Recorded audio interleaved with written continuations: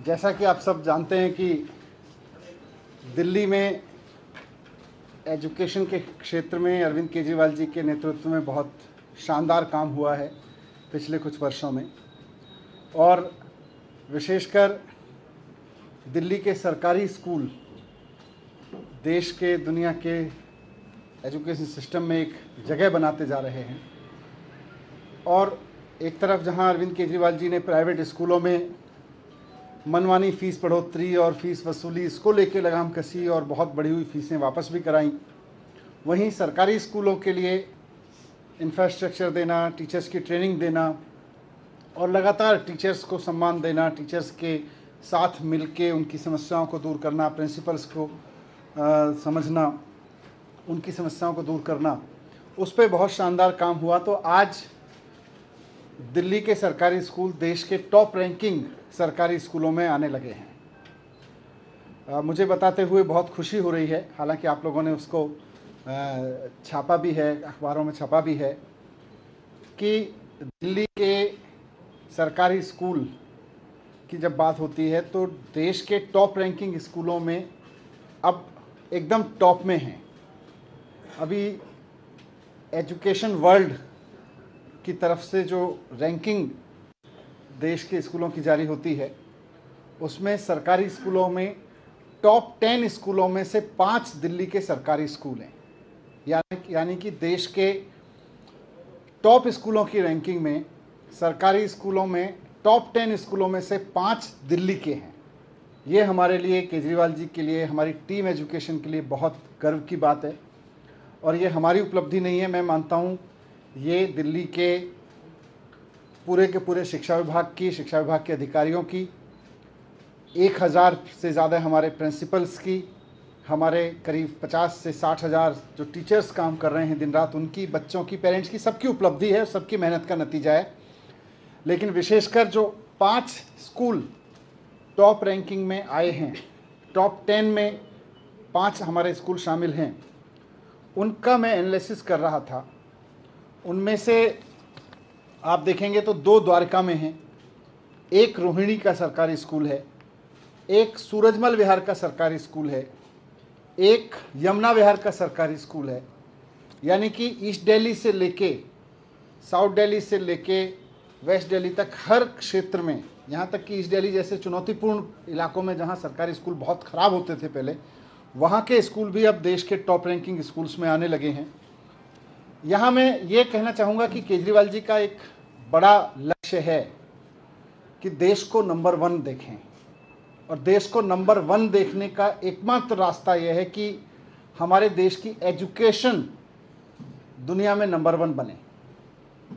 आज गूगल का ज़माना है। आज अगर आप गूगल पे करके देखें, world top education system, world के टॉप स्कूल्स, वर्ल्ड के टॉप गवर्नमेंट स्कूल्स, वर्ल्ड के टॉप स्कूल्स भी सर्च कर लें, इंडिया में नहीं मिलते। आप गूगल करके देखें, आपको वर्ल्ड टॉप एजुकेशन सिस्टम्स, उसमें इंडिया का नाम नहीं आ रहा। आप वर्ल्ड के टॉप स्कूल गूगल करके देखें, उसमें इंडिया का कहीं नाम नहीं है। ये उस देश के बारे में मैं बात कर रहा हूँ जिसकी ज्ञान का, जिसके टैलेंट का सारी दुनिया किसी समय लोहा मानती थी और कहती थी विश्व गुरु हैं। मैं समझता हूँ हम अपने एजुकेशन सिस्टम को विश्व में सबसे ऊपर लाए बिना विश्व गुरु नहीं बन सकते। जिस समय हम विश्व गुरु थे, हमारा एजुकेशन सिस्टम बहुत शानदार था, इसलिए हम विश्व गुरु थे। आज हम विश्व गुरु नहीं हैं तो इसलिए नहीं है क्योंकि हमारा एजुकेशन सिस्टम दुनिया के सामने नहीं खड़ा हो पा रहा है। और कल अगर हम विश्व गुरु बनेंगे तो अपने एजुकेशन सिस्टम के दम पे ही बनेंगे। इसलिए मेरे लिए, अरविंद केजरीवाल जी के लिए, देश के लिए बहुत महत्वपूर्ण है कि हम अपने एजुकेशन सिस्टम को विश्व में टॉप में बनाएं। आज इस सपने को हम आगे बढ़ता हुआ देख रहे हैं। इसमें लंबा समय लगेगा, मेहनत बहुत करनी पड़ेगी, लेकिन संभव है और बहुत इच्छा शक्ति दिखानी पड़ेगी। हमारा सपना है कि दिल्ली के सरकारी स्कूल कि जब देश के टॉप स्कूलों की लिस्ट बने तो टॉप 10 स्कूल में 10 के 10 दिल्ली के होने चाहिए। इस सपने पे हम काम कर रहे हैं। और जब दुनिया के टॉप स्कूलों की लिस्ट बने तो देश के होने चाहिए। सारे दुनिया के जब टॉप स्कूलों की लिस्ट बने तो सारे स्कूल देश के होने चाहिए, और ये हो सकता है। दिल्ली ने करके दिखाया है, देश में भी हो सकता है। मैं आपको इंट्रोड्यूस कराना चाहता हूं। मेरे साथ में इधर उधर दोनों तरफ उन 5 स्कूल के प्रिंसिपल्स आज बैठे हुए हैं।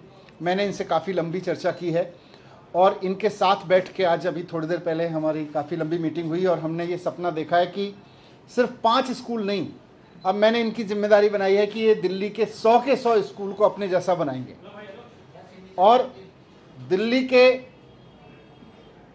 सभी स्कूल टॉप 10 की कैटेगरी में आएंगे। जब भी देश के टॉप 10 स्कूलों की बात होगी तो सारे सरकारी स्कूल इसी रैंकिंग में आएंगे।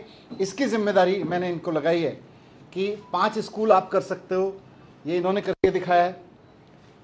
सरकार ने इंफ्रास्ट्रक्चर दिया, ट्रेनिंग दी, फैसिलिटी दी, सब कुछ दिया, लेकिन साथ साथ इन्होंने करके दिखाया है। तो जो इन्होंने करके दिखाया है वो सब के सब 1000 स्कूल के प्रिंसिपल करके दिखा सकें।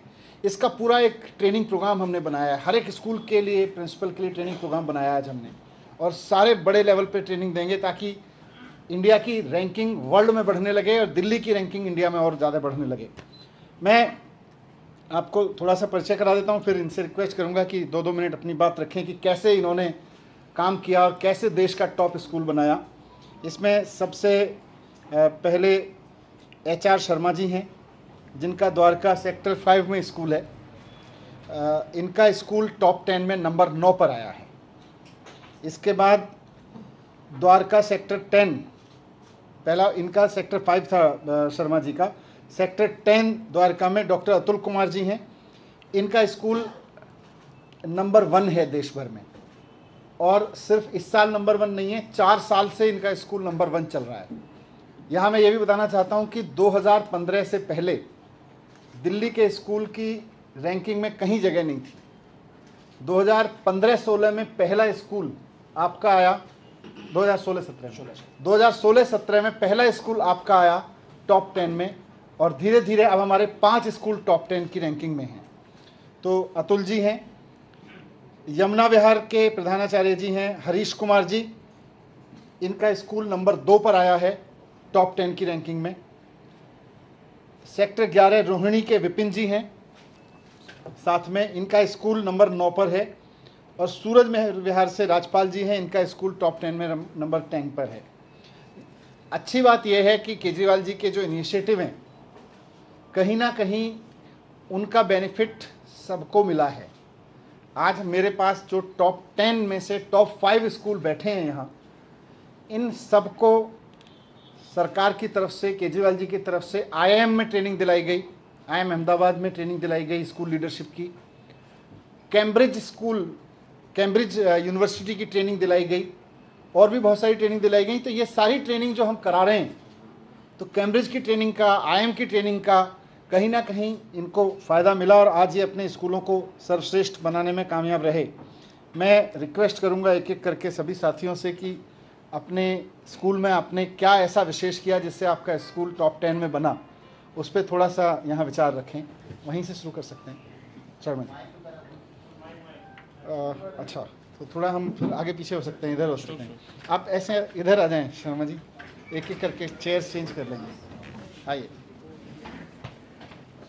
बस कर। एक बच्चे की एजुकेशन में जो सबसे बड़ा इम्पोर्टेंट रोल होता है वो उसका इंगेजमेंट होता है, उसके पेरेंट्स का सपोर्ट होता है, उसके साथ साथ उसके टीचर का, वो टीचर कितना इंगेज करके रखता है बच्चे को। क्योंकि 3 लोग होते हैं, 3 स्टेक होल्डर्स होते हैं, बच्चा, टीचर, उसके माता पिता। हमने क्या किया अपने स्कूल में, तीनों में एक अलाइनमेंट क्रिएट किया। अलाइनमेंट क्रिएट हुआ तो बच्चे का एक विज़न, क्लियर विज़न हो गया। क्लियर विज़न जैसे ही हुआ बच्चे का, उसने अपना एक मिशन बनाया कि मेरा ये गोल है, और हमारे हर एक बच्चे का गोल बिल्कुल क्रिस्टल क्लियर था, कोई कन्फ्यूजन नहीं था। साथ के साथ हमारे माननीय डिप्टी CM सर का मार्गदर्शन, रेगुलर सपोर्ट, जैसे मैं ट्रेनिंग के लिए गया, इंग्लैंड में गया, कैम्ब्रिज में गया, मैंने IIM बेंगलोर में ट्रेनिंग ली, मैं IIM लखनऊ गया, वहाँ ट्रेनिंग ली, उसके अलावा अहमदाबाद गया। तो इन ट्रेनिंग से अपने टीचर्स के साथ एक तो बढ़िया कनेक्ट, बच्चों के साथ बढ़िया कनेक्ट, पेरेंट्स के साथ बढ़िया कनेक्ट, तो ये तीनों फैक्टर्स इतने इम्पॉर्टेंट थे जिससे एक प्रॉपर अलाइनमेंट हुआ। क्योंकि अकेले कोई कुछ भी नहीं कर सकता है। कई बार ये देखा जाता है कि पेरेंट्स अवेयर नहीं होते हैं, ख़ास तौर से गवर्नमेंट स्कूल के पेरेंट्स जो होते हैं, क्योंकि वो अपनी लाइवलीहुड में लगे होते हैं। लेकिन हमने उनको भी जागरूक किया और बताया, यदि आप आज 100 रुपये कमा रहे हो तो हो सकता है कि अगर आपका बच्चा पढ़ लिख लेगा, कोई अच्छा करियर बना लेगा। जैसे मैं कहना चाहूँगा कि मेरे 2 बच्चे जेईई एडवांस में 2000 और 3000 के रेंज में आए हैं। ये बहुत बड़ा अचीवमेंट है और ये उन लोगों के बच्चे हैं जो दिहाड़ी मजदूर हैं। तो मैं समझ रहा हूँ कि ये बहुत बड़ा एक अचीवमेंट है इन दोनों बच्चों के लिए।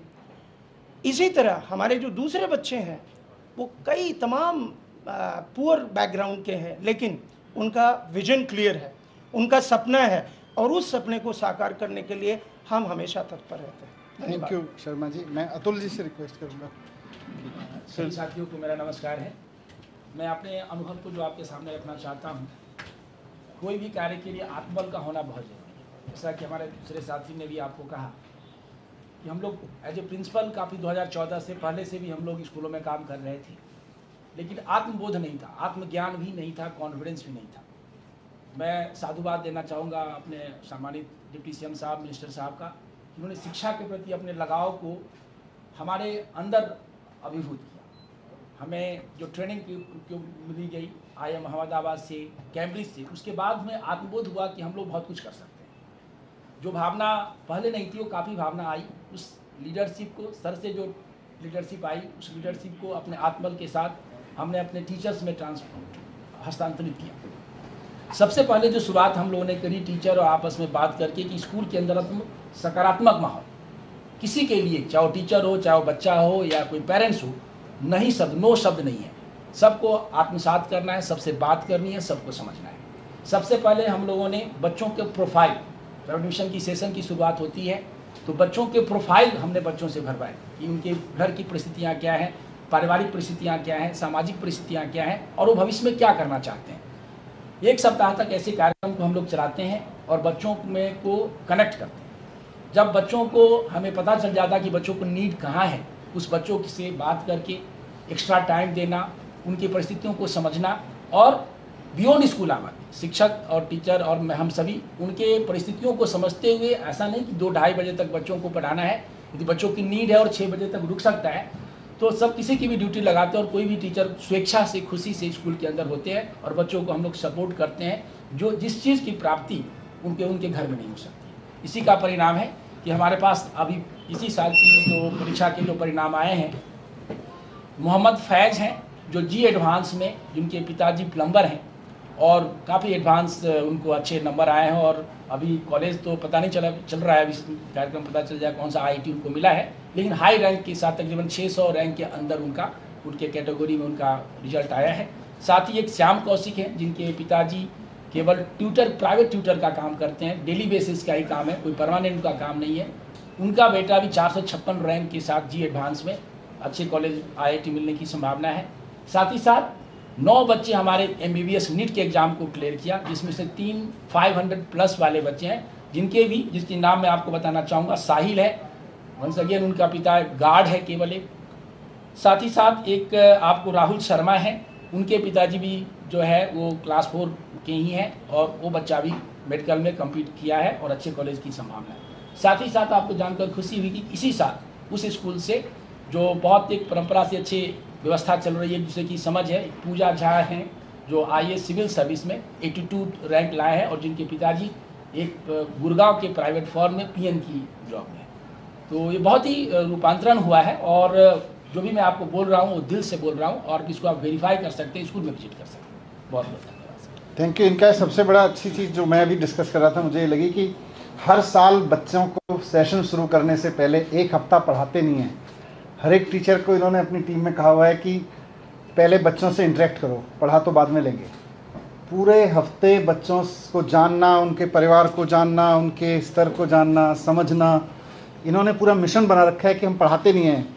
जैसे ही शर्मा जी बता रहे थे कि एक पेरेंट के साथ में मिलके, माता पिता के साथ बैठ के संवाद करते हैं, उसकी वजह से कोई स्कूल आगे बढ़ता है। मैं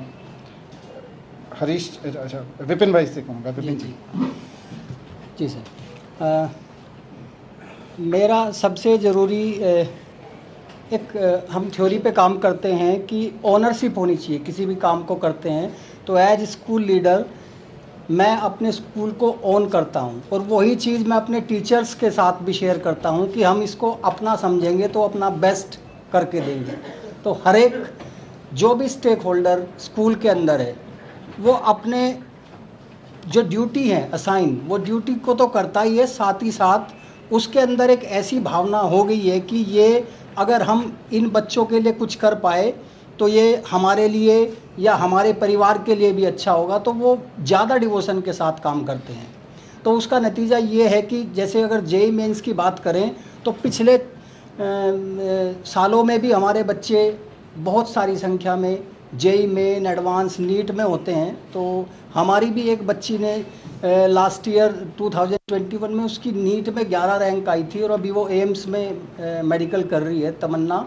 तो मतलब ऐसे बहुत सारे बच्चे हैं। तो सबसे ज़रूरी चीज़ है कि टीचर्स का बच्चों के साथ कनेक्शन और उनको बच्चों को कंफर्टेबल फील कराना कि हाँ ये आपके शुभचिंतक हैं, और उनको पूरा स्कोप देना, चाहे वो स्कूल आवर्स के बाद हो चाहे स्कूल आवर्स से पहले हो। तो वो चीज़ें जो मतलब बच्चों को ये लगता है कि जो झिझक होती है वो सारी हमारी कोशिश रहती है कि उसको पूरा करें। तो उससे क्या हो रहा है कि बच्चे भी और टीचर्स भी अपना बेस्ट दे पा रहे हैं। Thank you. Harish ji. Thank you sir. मैं अपनी बात एक शब्द से शुरू करूंगा, एक्सेसिबल लीडरशिप। जब कोई सहज होकर पहुंच में होती है कोई चीज़, जैसे सर ने ये बात शुरुआत की, और कि कोई लीडर यानी कोई कितनी सहजता से किसी व्यक्ति तक अपनी बात रख सकता है, और उस चीज़ को यदि हम अपने इंस्टीट्यूशन में लेकर जाते हैं कि कोई भी अध्यापक हो चाहे कोई बच्चा हो, कई बार ये बात आई है कि पूरे सिस्टम में जो अध्यापक है वो पायलट है और बाकी सब लोग उसकी मदद करने वाले लोग हैं। तो एक लीडर का स्कूल लीडरशिप में जो रोल है वो पूरा कंड्यूसिव एनवायरनमेंट देना है, और हम उसे एक लीगेसी के तौर पर हम उसे कायम रख पा रहे हैं। जैसे हमारे और साथियों ने भी बताया, बहुत मेरा विद्यालय यमुना विहार में एक सरकारी स्कूल है और बहुत डिसएडवांटेज ग्रुप से बहुत बच्चे आते हैं हमारे यहाँ, और वहाँ एक परंपरा ये बनती जा रही है, और ये विश्वास है, बहुत दृढ़ विश्वास है उनका कि हाँ हमारा बच्चा सही हाथों में है, और हम एक बेटर कनेक्ट स्थापित कर पा रहे हैं और बहुत अच्छे तरीके से वहाँ पर इस शिक्षा के मॉडल को रख पा रहे हैं। Thank you. Thank you. अंत में Rajpal ji. Good afternoon everyone. मैं 2015 में प्रिंसिपल अपॉइंट हुआ था डायरेक्टरेट में, और हमेशा एक रिफ्लेक्शन होता है कि आप स्कूल में घुसते हैं तो जैसा आपको स्कूल नज़र आता है वो कहीं ना कहीं प्रिंसिपल का रिफ्लेक्शन होता है। मेरा जो अपना एक एम्पावरमेंट था जो मुझे उन डिफरेंट ट्रेनिंग्स में, उन एक्सपोजर्स में मिला जिनकी बात अभी सर कह रहे थे, उसने मुझे ट्रांसफॉर्म किया एक स्कूल लीडर में। और आई वुड शेयर कि पिछले 5 साल से हम कंसिस्टेंटली एक 80% एक एवरेज परसेंटेज के साथ एक एकेडमिक परफॉर्मेंस दे रहे हैं बोर्ड के एग्जाम्स में हर साल, यानी 80% एक एवरेज परसेंटेज होती है, उससे ऊपर होती है। सेकेंडली हमें और हमारे बच्चों को जो एक्सपोजर मिला है उसका एक एग्जांपल ये था कि हम पहली बार मास्को एक ओलंपियाड में पार्टिसिपेट करने गए, इंटरनेशनल ओलंपियाड था, 57 कंट्रीज़ पार्टिसिपेट कर रहे थे। और पहले साल जब हम गए 2015 में तो हमारे पास कोई मेडल नहीं था, लेकिन हमें ये एक सपोर्ट मिला कि कोई बात नहीं, अब की बार नहीं मिला है तो अगले साल मिलेगा। और अगले साल हम जब तैयारी के साथ गए सर, तो ये पहली बार हुआ था कि इंडिया के किसी सरकारी स्कूल का कोई बच्चा एक इंटरनेशनल ओलंपियाड में मेडल जीत कर आए थे। केमिस्ट्री में हम वहाँ से मेडल जीत करके लाए हमारे बच्चे।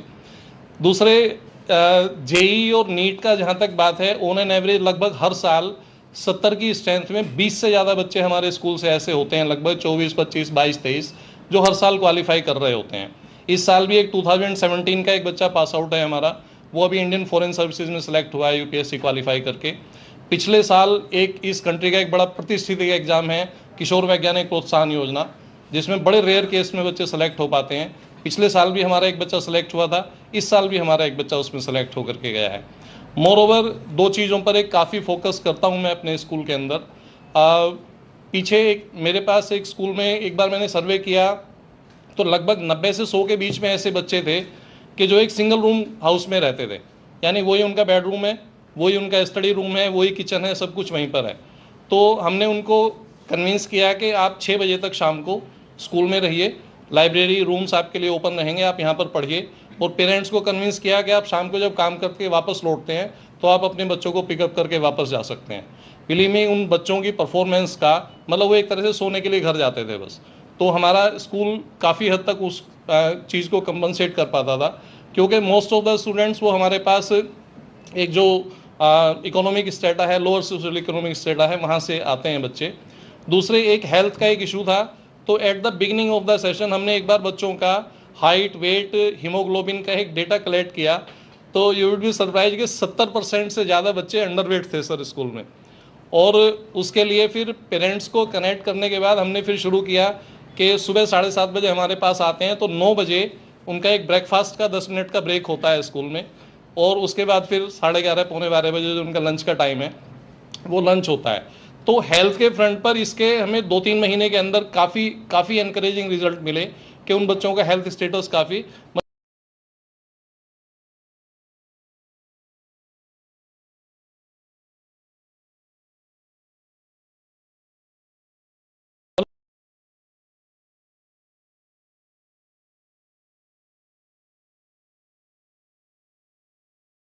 सिचुएशन में होते हैं डिफरेंट स्कूल्स के साथ, चाहे वो अक्रॉस द सेक्टर हो।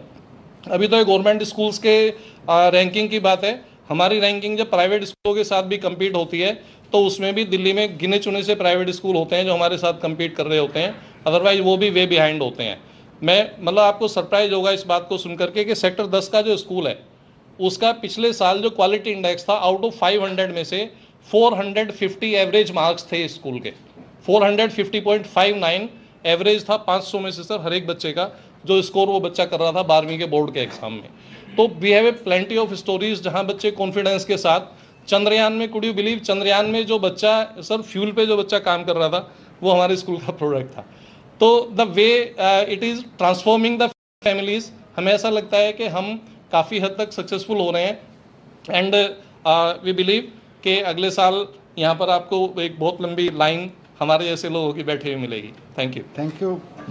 कुल मिला के मेरा आज की इस प्रेस कॉन्फ्रेंस का मकसद यही है कि एक तो हम दिल्ली के स्कूलों को और टॉप पे ले जाएंगे, और इन अपने 5 साथियों की मदद से जिन्होंने देश के टॉप 5 स्कूल्स बना के दिखाए हैं, इनके ज़रिए, इनकी मदद से अब हम दिल्ली के स्कूलों को और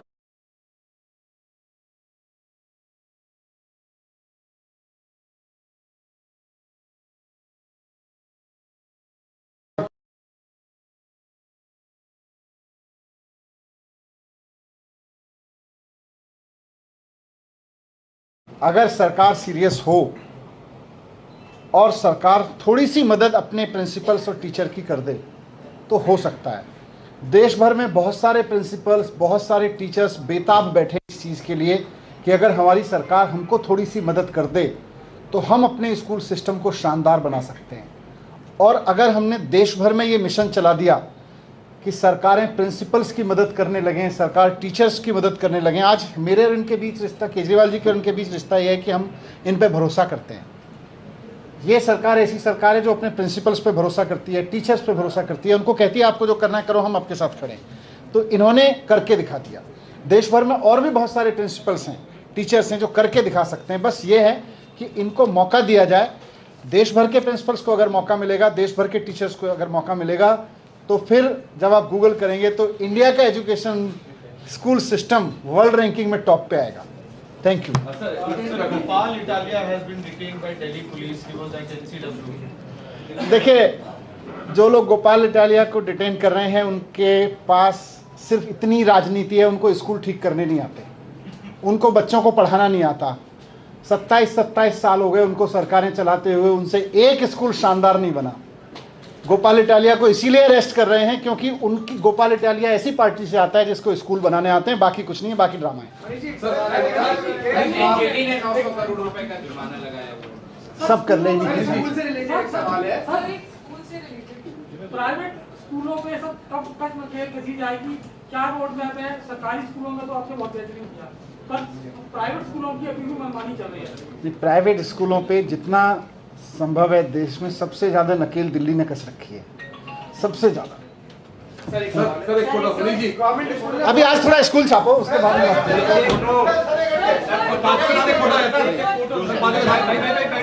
आइए थोड़ा स्कूल। मैं बाकी राजनीतिक पार्टियों से भी हमेशा कहता हूँ, आप लोगों से कहता हूँ, स्कूल में थोड़ा इंटरेस्ट लो, देश का ज़्यादा भला होगा। Thank you.